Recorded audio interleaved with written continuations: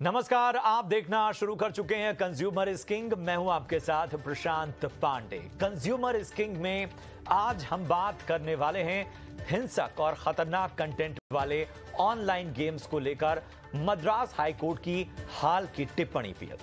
High court ने बच्चों और युवाओं में इन खतरनाक ऑनलाइन गेम्स की लत को लेकर चिंता जताई है। मद्रास हाईकोर्ट ने इस मामले में संज्ञान लिया है और यूट्यूब, गूगल के साथ केंद्र और राज्य सरकार को नोटिस दिया है। हाईकोर्ट ने इन ऑनलाइन गेम्स को लेकर सरकार से कार्रवाई करने और इनके रेगुलेशन के लिए एक रेगुलेटरी बॉडी बनाने को भी कहा है। अपनी टिप्पणी में मद्रास हाईकोर्ट ने कहा है कि देश की युवा पीढ़ी शारीरिक, मानसिक, आर्थिक और सामाजिक रूप से स्वस्थ होनी चाहिए, लेकिन इस तरह के खतरनाक ऑनलाइन गेम्स की आदत का उन पर बुरा असर पड़ रहा है। बच्चे गेम की लत में पड़कर माता पिता के डेबिट और क्रेडिट कार्ड से पैसे चुराकर उनका इस्तेमाल करने लगे हैं। घरों से पैसे चोरी भी हो रहे हैं। कुछ मामलों में ये परिवार में कलह की वजह बन रहे हैं और कुछ मामलों में तो हमने ये भी देखा कि अगर बच्चों को रोका टोका जाता है तो गलत कदम भी उठाते हैं। माता पिता भी एक दूसरे पर इस तरह के खेल खेलने के लिए बच्चों को फोन और पैसे देने का आरोप लगाते देखे गए। हाईकोर्ट ने कहा है कि कई मामलों में तो इस लत के चलते बच्चों ने सुसाइड जैसे कदम तक उठा लिए। सोशल मीडिया से चिपके हुए युवा पढ़ाई लिखाई और हेल्थ को नजरअंदाज करते नजर आ रहे हैं। इतना ही नहीं, हाई कोर्ट ने यह भी कहा कि ऑनलाइन गेम से प्राइवेसी भी खतरे में पड़ी है। हैकर्स लोगों की जानकारी चुराकर उन्हें ब्लैकमेल भी करने लगे हैं और इसी पर आज हम कंज्यूमर इज किंग में चर्चा करेंगे। लेकिन हमारी चर्चा का फोकस मद्रास हाईकोर्ट से उठाए गए जो मुद्दे हैं उस पर भी होगा और इसके अलग अलग पहलुओं में तो क्या सवाल हैं उन पर जरा नजर डालते हैं। आखिर इस मामले में मद्रास हाईकोर्ट को दखल क्यों देना पड़ा, ऐसी नौबत क्यों आई। इसके अलावा आखिर इस मामले में हम देख रहे हैं कि हिंसा और पैसों की चोरी के लिए ऑनलाइन गेमिंग जिम्मेदार है, ऐसी जो डिबेट चल रही है, क्या वाकई ऐसा है। खतरनाक ऑनलाइन गेम्स का मामला क्या अब हाथ से निकल चुका है, क्योंकि बच्चों के हाथ में जो गैजेट्स आ गए हैं, मोबाइल आ गए हैं, वो पूरी तरह से अब उनका एक्सेस जो है वो उन्हें खतरनाक बना रहा है। खतरनाक ऑनलाइन गेम्स युवाओं की शारीरिक और मानसिक सेहत पर किस तरह से बुरा असर डाल रहे हैं। ऑनलाइन गेमिंग की लत से छुटकारा क्या सिर्फ कानून बनाकर हो सकता है या इस तरह की दखल से हो सकता है, या फिर पूरे समाज को मिलकर, परिवार को, टीचर्स को, सबको मिलकर कुछ बड़े कदम उठाने होंगे। तो इसी पर हम आज चर्चा करने वाले हैं और हमारे साथ इस चर्चा में बहुत ही खास मेहमान भी जुड़ रहे हैं। हमारे साथ हैं थॉमस एंटनी साहब, जो कि नेशनल कोऑर्डिनेटर हैं नीसा से, नेशनल इंडिपेंडेंट स्कूल अलायंस। बहुत बहुत स्वागत थॉमस एंटनी साहब। इसके साथ ही मिता सेन गुप्ता भी हमारे साथ जुड़ी हुई हैं। आप जानी मानी एजुकेशन स्ट्रेटेजिस्ट हैं और हमारे साथ इस चर्चा में जुड़े हुए हैं निनाद छाया, जो कि गेमिंग एक्सपर्ट हैं। सबसे पहले मैं आना चाहूंगा मिता जी आपके पास। मद्रास हाईकोर्ट की इस टिप्पणी और जो चिंताएं अपनी इस टिप्पणी में माननीय कोर्ट ने जाहिर की हैं, इस पर आपकी पहली प्रतिक्रिया क्या है? किन किन चीजों को आप एड्रेस करना चाहेंगे? पहली प्रतिक्रिया तो ये है कि परेशानी का मामला है। हमारे सारे बच्चे इस तरह से फंसे नहीं हुए हैं, लेकिन कई सारे बच्चों को बहुत दिक्कत हो रही है और कई सारे माँ बाप, हम तो हार चुके हैं, टीचर भी हार चुके हैं, बहुत कोशिश की है और ये मामला हाथ से निकल रहा है बोलना शायद ठीक नहीं है। पर डेफिनेटली जो हाईकोर्ट कर रहा है कि सवाल पूछ रहा है, सवाल उठा रहा है और सॉल्यूशंस मांग रहा है सोसाइटी से, ये तो बहुत अच्छा कदम है। लेकिन जब आप रेगुलेशन शब्द यूज करते हैं, जो आपने बोला, वो शायद ठीक नहीं है। जो आपने एक शब्द पहले यूज किया, संज्ञान किया है इन्होंने, वो बहुत सही शब्द यूज किया है। और इन दोनों शब्दों के बीच में जो फर्क है, जरिया आगे का इन दोनों शब्दों के बीच में है। आई एम श्योर अभी और भी आगे बात होगी, पर आगे का रास्ता तो ढूंढना ही पड़ेगा, क्योंकि परेशानी है और हाथ से थोड़ी बढ़ती जा रही है। बिल्कुल, जो इक्का दुक्का घटनाएं होती थीं बच्चों के एग्रेसिव होने की या उनके गलत कदम उठाने की, वो हम देख रहे हैं कि हर गुजरते वक्त के साथ वो बढ़ती जानी है और शायद कोई ऐसा राज्य ना हो, ये तो मद्रास हाईकोर्ट की टिप्पणी है, लेकिन शायद कोई ऐसा राज्य नहीं है जहां पर इस तरह की घटनाएं सामने नहीं आ रहे हैं। इवन हम रूरल बेल्ट में भी देख रहे हैं कि बहुत, जहां कहा जाता है कि शायद उतना ज़्यादा एक्सपोजर नहीं है, वहां भी इस तरह की घटनाएं सामने आ रही हैं। थॉमस, मैं आपके पास आना चाहूँगा। तरह तरह के गेम्स जो हम देखते हैं और ख़ासतौर पे मैंने जो ऑब्जर्व किया है उनमें एक विशेष पैटर्न है जहां बच्चे जो हैं वो लेवल दर लेवल विजेता बनकर उन्हें उभरना होता है। इन गेम्स में हथियारों के साथ कई और चीज़ें ऐसी होती हैं जो बच्चे को एक तरह की पावर का एहसास कराती हैं। क्या इनकी डिज़ाइनिंग भारत के जो बाल मन है, भारत का ये जो मासूम मन है, उसको कहीं हिंसक तो नहीं बना रही? बिल्कुल, आपका सवाल बहुत ठीक सवाल है, लेकिन जैसा मीता जी ने बहुत सही से कहा, एक तो हमारा जिम्मेदारी भी बनती है। रेगुलेशन से हर बार क्या होता है, ऑलरेडी बहुत सारे सेंट्रल वर्सेस स्टेट का एक इसके ऊपर रेगुलेटरी अप्रोचेस चल रहा है। और जैसा ये चेन्नई हाईकोर्ट का भी ये पिटिशन इसलिए नजर में आया क्योंकि एक लड़की ने एक हैबियस कॉर्पस का पिटिशन फाइल किया था जिसमें उसके साथ एक हरेसमेंट हुआ था। तो पता नहीं इस तरीके से कितने लाखों केसेस हमारा पूरे देश में चल रहा होगा। लेकिन हम सबने पैंडेमिक के थ्रू एक चीज तो बहुत अच्छी चीज ये सीखा है, डिजिटल वर्ल्ड को किस तरीके से हम सक्सेसफुली भी यूज किया जा सकता है। सो मेरा कहना यही होगा, आपने सही कहा, ये पूरा एक इकोसिस्टम है। ये केवल गेम्स के लिए नहीं है। अगर आप एक टीवी एडवर्टाइजमेंट देखेंगे तो टीवी में कोई भी चॉकलेट का ऐड आता है तो हमारा घर पे बच्चा यही कहता है मुझे यही चॉकलेट खाना है। तो ये चैलेंजेस ना केवल गेमिफिकेशन में है, ये चैलेंजेस हर चीज में है जो इकोसिस्टम को क्रिएट किया जाता है। तो हम सबका जिम्मेदारी ये है, इंक्लूडिंग पेरेंट्स, टीचर्स, मीडिया, हम सबको इसको सही दिशा में कैसे लेके जाना है बच्चों को, उसके ऊपर ध्यान देना है। ताकि रेगुलेशंस आ सकता है, पॉलिसी आ जाएगा, लेकिन वो इम्प्लीमेंटेशन फिर एक अलग तरीके से सवाल खड़ा हो जाएगा। इंस्टेड ऑफ हमको एक पॉजिटिव अप्रोच के साथ हम इस इकोसिस्टम को कैसा पॉजिटिवली बनाया जाए। जैसा आपने बोला वो हथियार उठा के गेम खेलना, तो उसके लिए एक पावर एम्पावरमेंट का गेम है। तो हम उस पावर एम्पावरमेंट का गेम को किसी अलग तरीके से भी उनको समझा जा सकता है, ताकि इस गेम के थ्रू ही उसको अपने पावर को महसूस करने के अलावा और कहीं तरीके हैं। तो मेरा मानना ये होगा, हम सबकी जिम्मेदारी है, जैसा स्टेक होल्डर्स बोलते हैं, हम सबकी जिम्मेदारी है हर बच्चों को एक सही दिशा दिखाने के लिए और उनको एक सही दिशा में ले जाने के लिए। बहुत अहम बात आपने कही थॉमस, और इस पर भी हम थोड़ा विस्तार से चर्चा करेंगे। क्या हमें कोई ऐसी चीज़ें अपने व्यवहार में या अपने, हो सकता है कि इसके लिए हम खुद कुछ नियम बनाएं, अगर हम स्कूल या पेरेंटिंग इन सब चीज़ों में कुछ एलिमेंट्स जोड़ पाएं तो इस पर हम आगे चर्चा करेंगे। निनाद, मैं आपके पास आना चाहूँगा। तमाम लोग, जाहिर सी बात है कि एज अ बिजनेस भी हमें देखना होगा इस पूरी गेमिंग इंडस्ट्री को, और एज अ बिजनेस देखें तो हमें गेमिंग इंडस्ट्री को भी समझना होगा। हमें देखना होगा कि इसका भी बाकी इंडस्ट्रीज़ की तरह हम देख रहे हैं ई स्पोर्ट्स जैसा है, वो भी ऑनलाइन गेमिंग है, लेकिन वहाँ पर भी हम देख रहे हैं कि ख़तरे कम हैं। लेकिन क्या वक्त आ गया है कि ऑनलाइन गेमिंग इंडस्ट्री के लोगों को भारत के लिहाज से अपनी जिम्मेदारियां थोड़ी ज़्यादा बेहतर करनी होंगी, क्योंकि भारतीय बच्चों का मनोविज्ञान बाकी देशों के बच्चों से थोड़ा जुदा होता है, और इन गेम्स में बहुत सारे ऐसे गेम्स हैं जो विदेशों की कामयाबी के बाद यहां लॉन्च होते हैं। तो क्या कहेंगे आप इस पे? तो मैं पूरी तरह से आपसे ये सहमत नहीं हूं कि भारत के बच्चों का मनोविज्ञान बाकी देशों के बच्चों के मनोविज्ञान से अलग है।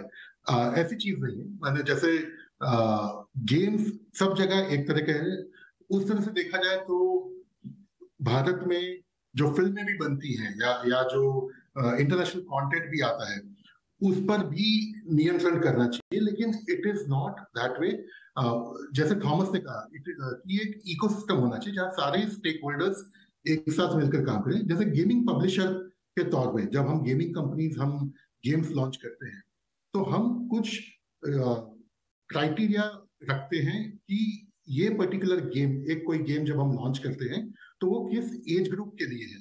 क्या वो 5 से 10 वर्षीय बच्चों के लिए है जो एजुकेशनल गेम्स होती हैं या कार्टून कैरेक्टर की गेम होती है, या क्या वो 15 साल के ऊपर के बच्चों के लिए होती है। तो हम एक जब हम सबमिट करते मान लो गूगल प्ले स्टोर पे या एप्पल ऐप स्टोर पे, तो हम वो वहां पर एक रेटिंग भी डालते हैं कि ये गेम 12 वर्षीय बच्चों या उनके ऊपर के लिए या 18 वर्षीय बच्चों या उनके ऊपर के लिए, और किस वजह से, कि उसमें शायद ज्यादा एक्शन है, वायलेंस है, या और कुछ कंटेंट किस तरह का है, रेसिंग है। तो उस तरह से गेमिंग इंडस्ट्री के तौर पे वी टेक दोस प्रिकॉशंस कि ये है। अब जब गेम लॉन्च होती है मार्केट में, तो it is in an open market. और शुरुआत कहाँ से होती है? शुरुआत घर से होती है कि जब बच्चा जिद करता है तो माँ बाप उसको अपना फोन दे देते हैं कि जाओ खेलो। तो वहां से, जो कि इंग्लिश में भी कहा होता है कि जैसे charity begins at home, good habits also begin at home. तो और अगर आप अपने बच्चे के साथ बैठकर, वो क्या बच्चा कौन सी गेम खेल रहा है, अगर आप उसके साथ थोड़ा वक्त बिताएं, तो आपको अंदाजा आएगा कि चलो कौन सी गेम उसके लिए सही है या कौन सी गेम गलत है। तो मेरे हिसाब से इसमें यस, गेमिंग कंपनीज की जिम्मेदारी है, ऐप स्टोर की जिम्मेदारी है, सारे स्टेट बॉडीज की जिम्मेदारी है, लेकिन सामाजिक तौर पर भी एक जिम्मेदारी है कि पेरेंट्स, टीचर, वो भी सही राह दिखाएं कि अगर आप होमवर्क करने आपके बच्चों के साथ बैठ सकते हैं, तो आप उस डिजिटल टाइम स्पेंड जब बच्चा करता है तो उसके साथ थोड़ा समय व्यतीत कीजिए, टू गेट अ सेंस कि वो क्या सही गेम्स करता है नहीं, या उसके लायक जो गेम नहीं वो भी तो कहीं खेल तो नहीं रहा। तो मेरे हिसाब से वो एक बैलेंस लाना जरूरी है। बाकी it is a business, right? And we take care that we operate within the boundaries of the I would not say regulations, but जो क्राइटेरिया सेट किए हुए उसके अंदर हम ऑपरेट करते हैं, to make sure we give entertaining content for the right audience. बिल्कुल बिल्कुल, बहुत अहम बात आपने कही और वाकई ये पिन पॉइंट है। और आपकी ये बात को मैं आगे ले जाते हुए मिता जी आपसे सवाल करना चाहूँगा। हम एडल्ट्स टेक्नोलॉजी के फायदे नुकसान से तो परिचित होते हैं, बच्चे नहीं होते। क्या भारत में खासकर पेरेंट्स के बीच, टीचर्स के बीच बच्चों को इससे उबारने या इनके खतरों से बिना उनके बीच किसी तरह का पैनिक या बहुत ज़्यादा अलर्ट फैलाए हुए जागरूकता की, या उन्हें बहुत ही आसान तरीके से उन्हें इस बारे में समझाने की ज़रूरत है, इस बारे में काम करने की आवश्यकता है? बिल्कुल, जो भी करना होगा बहुत सोच समझ के करना होगा और बहुत ही दिमाग लगा के। इनफैक्ट जो गेम्स ने एक व्यूह तैयार किया है, चक्रव्यूह नहीं बोलूंगी, लेकिन एक व्यूह जो तैयार किया है, उसे का एक जवाबी व्यूह हम सबको मिलके तो बनाना ही पड़ेगा। क्योंकि अगर हम उसको डायरेक्ट कॉन्फ्रंटेशन करेंगे, बोलेंगे बैन कर दो, मना कर दो, रेगुलेट कर दो, आप नहीं कर सकते, आप 14 साल की हैं, आप 15 साल वाला गेम नहीं खेल सकते, तो बच्चों के लिए जो इस गेम में इतने इमर्स हो चुके हैं, इतने ढल चुके हैं कि उनको ये भी नहीं पता कि दिन है या रात है, उन्हें ये नहीं पता कि असलियत क्या है। बहुत सारे बच्चे इतने ही डूब जाते हैं इन गेम्स में, उनको तो लगेगा ये और गेम का एक हिस्सा आ गया है, हम उनका गेम खेलने लगेंगे, ये एक और लेवल का गेम बन जाएगा कि ये जो रेगुलेशन है ये भी एक बॉस है, इसको भी डिफीट करना है, इसको डिफीट करके हम जीत जाएंगे। जो गेम में गलतियां हो रही हैं हम जिंदगी में, रियल लाइफ में रिपीट कर लेंगे।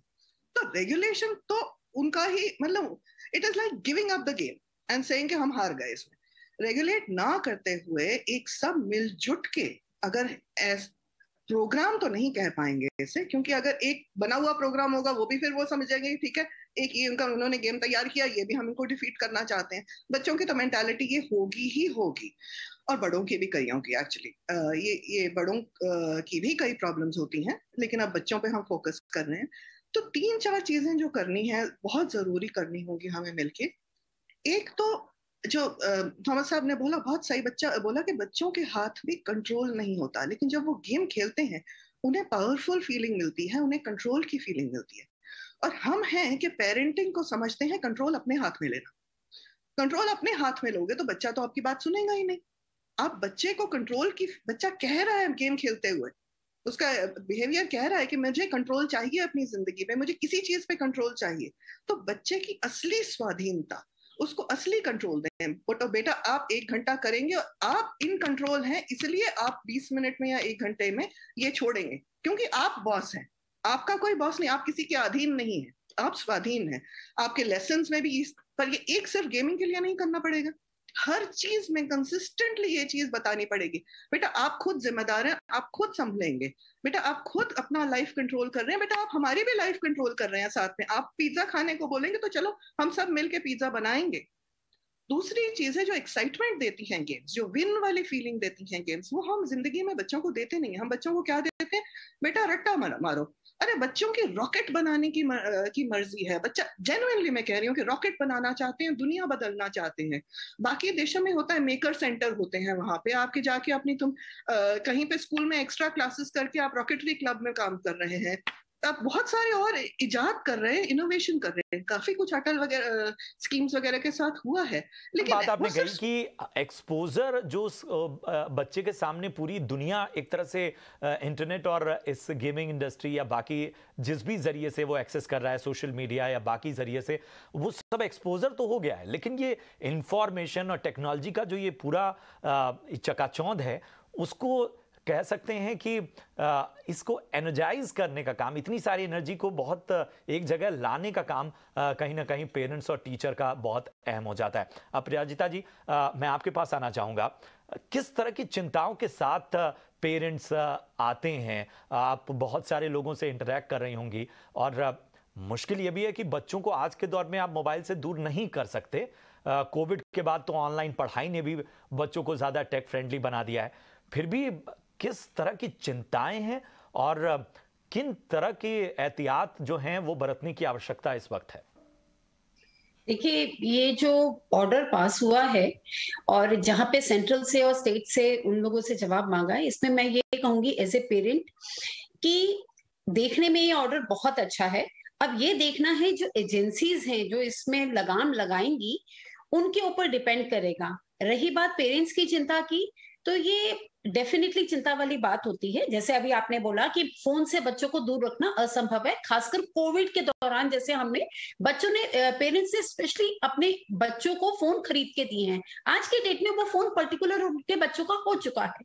अब वो कौन से गेम्स खेल रहे हैं ये देखना ठीक है, पेरेंट्स का काम है, बट हमेशा 24/7 हम लोग उनके ऊपर सीसीटीवी कैमरा नहीं लगा सकते हैं। हमें ये बात समझनी चाहिए, क्योंकि यहाँ पर पेरेंटिंग में एक पार्ट और होता है कि बच्चों को समझना, अंडरस्टैंडिंग भी बहुत जरूरी होती है बच्चों के साथ। और जैसे हमारे यहाँ पे साथी जो हैं, जो गेमिंग को डिजाइन करते हैं, उन्होंने कहा कि एज स्पेसिफिक होते हैं, बट आप किसी भी गेम में आप चले जाइए, एज स्पेसिफिक छोड़िए। आप वो बोलते हैं कि आपकी एज 18 साल होनी चाहिए, आप लिख दीजिए मेरी एज 20 साल है।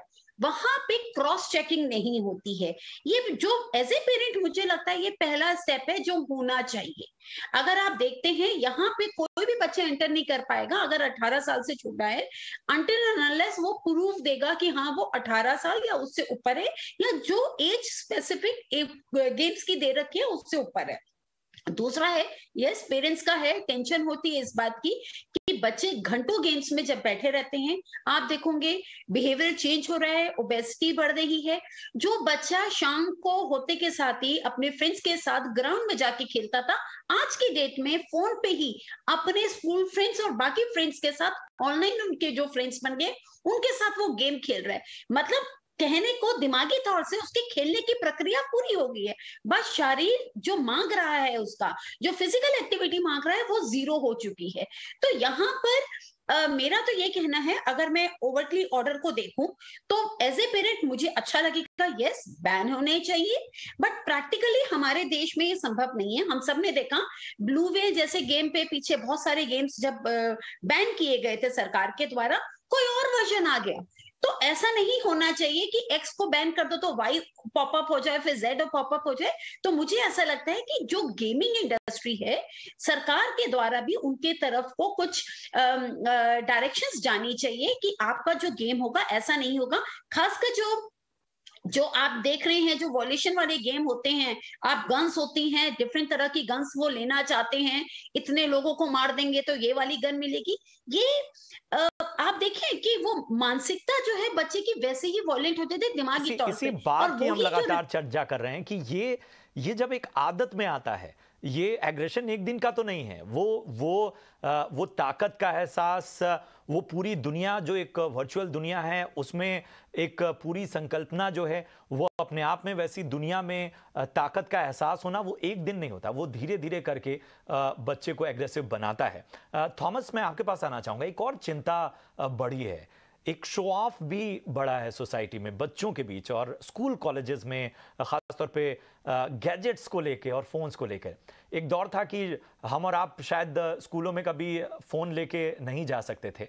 आज शायद कुछ जगह पाबंदी भी हो, लेकिन बच्चे स्मार्ट हो गए, उन्हें पता है कि उन्हें कैसे डिस्गाइज करना है।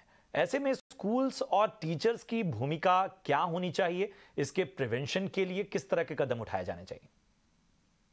जी, ये जो मद्रास हाई कोर्ट के इस पिटिशन में भी जो जजेस का जो स्टेटमेंट था उसमें ये बहुत डिटेल्ड लिखा गया था। खासकर स्कूल और कॉलेज स्टूडेंट्स ने अपने जो वैल्यूबल टाइम है उसको इस तरीके से गेम्स में बहुत ज्यादा दे रहे हैं, उसके वजह से वो डिप्रेशन पे जा रहे हैं, वो सारी चीजें हैं। और मुझे लगता है, मैं बार बार यही बोलूंगा, जैसा इसको केवल स्कूल का एक बहुत बड़ा रोल है, क्योंकि पूरे दिन में 7 से 8 घंटे हर बच्चे स्कूल में रहते हैं। तो ऑलरेडी बहुत सारे स्कूल्स में इसको लेके बहुत सारे वर्कशॉप्स चल रही है, टीचर्स के साथ ट्रेनिंग्स हो रही है। इनफैक्ट बहुत सारे अवेयरनेस डिस्कशन चल रहा है बहुत स्कूल्स में, भले वो साइबर क्राइम हो, बहुत सारी चीजों के ऊपर बहुत सारे एक्टिविटीज चलती रहती है। लेकिन जैसा आपने सही कहा, हमारा टाइम में तो शायद हमने मोबाइल स्कूल में अलाउड नहीं है, लेकिन आज के दिन में भी वो अलाउड नहीं है। सो सबसे बड़ा रोल आता है घर पे और पेरेंट्स को। हम कितने लोग, इनफैक्ट हम भी घर से आते हैं, हम मोबाइल के साथ बैठे रहते हैं, और जैसा हम हर पैनलिस्ट हम यही बताने की कोशिश कर रहे हैं, हम सबकी जिम्मेदारी है। और इसमें ज्यादा नुकसान अगर हमारा बच्चों को हो रहा है, हमारा जिम्मेदारी एक लेवल और ऊपर हो जाता है, तो हम सब मिलके इसको कैसा सही किया जाए। और आपने एक बात कहा, एक तरीके से it's a kind of status symbol now. और आप जैसा निकलेंगे पार्क में भी, because we have to accept that reality, हमको उसको मानना पड़ेगा। 2-3 बच्चे 7 साल 8 साल के बैठ के ये बात कर रहे हैं, तुमने मेरा यूट्यूब चैनल वॉच किया। सो हम एक तरीके से मॉडर्नाइज और एक डिजिटल वर्ल्ड में है, हम उसको मानना पड़ेगा। एंड हो सकता है वो बच्चा आगे वाले दिन में बहुत बड़ा यूट्यूबर बन सकता है। तो हम उस चैनलाइज कैसा करेंगे हम उस चीज को, वो हमारा स्कूल्स की भी जिम्मेदारी है, टीचर्स का भी जिम्मेदारी है, पेरेंट का भी जिम्मेदारी है। इनफैक्ट पूरे, जैसा हम बार बार गवर्नमेंट की बात कर रहे हैं, तो गवर्नमेंट भी इसको लेके कैसा उसको पॉजिटिवली एक इकोसिस्टम को बिल्ड किया जाए, ताकि बैन करना कुछ नहीं होगा। फॉर एग्जाम्पल ऑलरेडी अभी भी है, तब तक मैं मेरे मेल आईडी नहीं देता हूँ, मेरा बेटा उसके अंदर नहीं जा सकता है। तो हम ही एक तरीके से उनको एक परमिशन दे रहे हैं, तुम खेलो।